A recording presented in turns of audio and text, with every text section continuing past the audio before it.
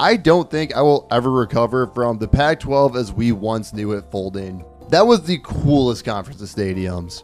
I'm G-Fed. I've been to every single FBS college football stadium in the lower 48. I've been ranking them all. Pac-12 stadiums mostly have always been loved for their scenery and their beauty. And the rest of the Power Conference is the history, the tradition, really anything but that. We were going to do the ACC next, following all the G5 conference rankings that are already up on this page. But then I got to ranking like Stanford and Cal next to Virginia Tech and Louisville, and it just felt dumb. This is also my most viewed series on YouTube right now, so God forbid I put up more of what you guys want to see. Like, comment, sub. Let's talk some Pac-12 stadiums. Right after mentioning viewership, I'm probably losing like half my viewers right off the top on this. For the use of UCLA football and UCLA football only, the Rose Bowl has to be last. The Rose Bowl is further away from UCLA's campus than any home stadium is from any campus in all of college football. It's not even the closest FBS stadium to their campus. USC is 13 miles closer. All that said, UCLA does have better attendance numbers than I thought they would have. They're averaging like 45 to 50K fans a week, which doesn't fit the 90,000 seat Rose Bowl at all. But considering that most Pac-12 stadiums are in like the 50 to 60K range, it's pretty par for the course. Usually programs that don't fit their stadium is a dock to me, but I have been to a full Rose Bowl and that thing is a pain. It's worth it for the granddaddy of them all, but for week in and week out home games that you have to drive to, that would be the bane of my existence. Number 11 is Martin Stadium at Washington State. It's okay to complain about the rest of the Pac-12 basically relegating Washington State and Oregon State to the group of 5, but sometimes you gotta look inward. This is a 32,000 seat stadium, drawing closer to 28,000 a game, even before they were playing group of 5 teams consistently. To put this into perspective, these are the teams that have better attendance numbers than Washington State: App State, Army, Memphis, Navy, Boise State, Fresno State, USF, East Carolina.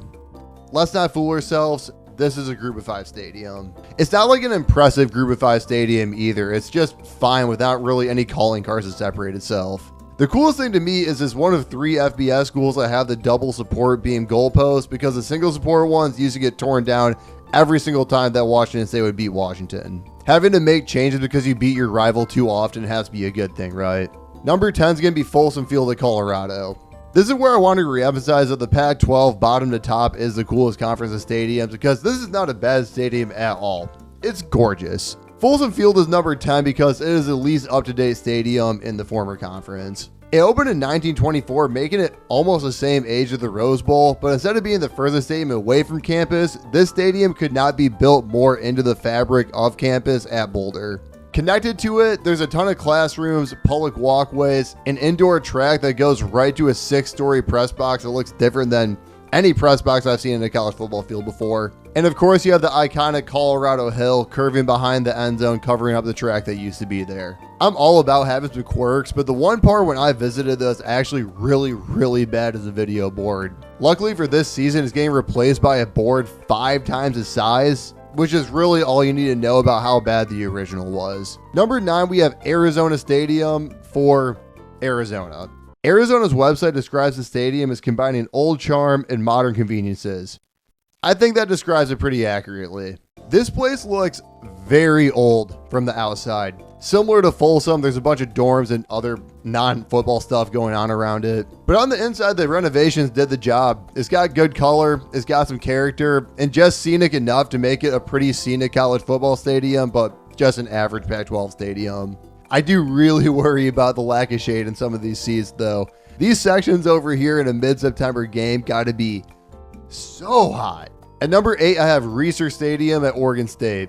There's a lot of similar things that could be said about Reser Stadium that I said about Martin Stadium at Washington State, but in comparison, I was really impressed by how nice Oregon State Stadium was. For being over 70 years old, it doesn't feel like it at all. Mostly seatbacks, 3 decks of seating, and a small roof for rain that I'll never understand why more stadiums don't implement. They also have a large oversized chainsaw that looks hilarious as a headlining notable feature of a stadium. The only feature that absolutely has to go though is whatever this fan thing is outside of the main entrance.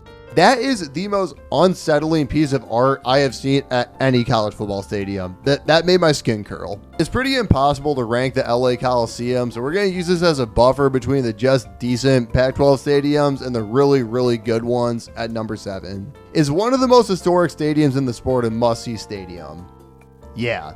Is a lightly renovated 102-year-old stadium the best viewing experience? Probably not. This stadium has been used for so many damn things over the years, it makes for a really odd setup. The Olympics, soccer, motocross, even baseball on some of the worst field dimensions you have ever seen. Like, I'm so serious, 251 to the fence I think is the shortest fence in MLB history. That plaza behind the end zone that stands out on TV is basically there to document every significant person and event that's happened at LA Coliseum, which is really, really extensive and something worth seeing for sure. This is a historic monument anchored by USC football. Sure, some stadiums behind it are nicer, but if the question is to see a football game at the Coliseum or see a football game at whatever stadium behind it, I know what side most of y'all are picking. Sticking with Olympics at number 6 is Rice-Eccles Olympic Stadium at Utah. If you think about it, this stadium has similar history to the LA Coliseum, except it was built for the Winter Olympics and built like 80 years later. Home of the 2002 Winter Olympic opening and closing ceremony, likely is going to be the home for that in 2034 as well. This stadium has served a lot more than Utah football, and it commemorates it well too. It's pretty clearly a good stadium, but the one thing that surprised me the most is I think it's the least scenic stadium in the state. BYU and Utah State are both top 5 scenery-wise in the entire country, so it's not much of a slight, but you wouldn't expect the flagship school to be 3 of 3, you know? Number 5, Mount America Stadium at Arizona State. While we're on scenery, the stadium literally built into a mountain has to be up there, right? It is incredible. Arizona State could get this terrain and still have their stadium nestled into campus. The Pac-12, man, it just means more. The House of Heat is one of the nicest stadiums out right now. After it underwent a huge renovation in the late 2010s, it feels pretty brand new, and it has one of the best policies to see it for yourself too. Most weekdays, you can just show up, walk in, and then look around, run stairs, do whatever you want all afternoon. And yeah, there's other stadiums you can go to and walk around independently, but there's also a lot of stadiums that have security, and Arizona State, they're the only ones using theirs for good. I appreciate that. At number 4, we have Cal Memorial Stadium for the Cal Golden Bears. If we're talking true classic West Coast college football stadium, this has to be the first thought, right? There's really not too much to say about this one you probably don't already know. It's a timeless classic with not a whole lot of change. I have seen a lot of pictures of old college stadiums, and it is shocking how not different this one looks versus 100 years ago.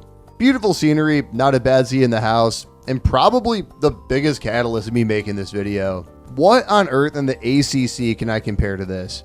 This stadium does not belong in that conference. But now after gassing up Cal Stadium, it's time to turn on all their fans with the upset pick of the video. Number 3 is Stanford Stadium. The athletic complex setup at Stanford is such a good vibe. If you're in the Bay for whatever reason and you want some free entertainment, that is your spot. It's basically a walk in the park with stadiums at every corner. The football stadium isn't doing too much. It's actually very basic with no over-the-top novelties, but that's kind of the point. Everything in Stanford's athletic village is very uniform with the same color scheme and no ads at all. And combine that with the scenery, as someone that can get overstimulated at pro games that don't have 1 second of silence, I find that pretty refreshing. There was also a Super Bowl hosted here in the not that distant past of 1985. With everything said, picturing the media circus that is the Super Bowl breaking up that Stanford serenity is incomprehensible to me.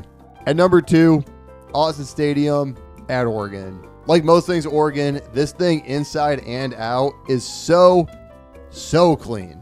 It's not the most scenic stadium in the conference or even close really. Eugene in general is a pretty underwhelming place, but facility wise, this is an easy number 1. Brandon of course is impeccable. There's a bunch of greenery around the concourse. I think they do the Sombrero Bowl as well as anybody.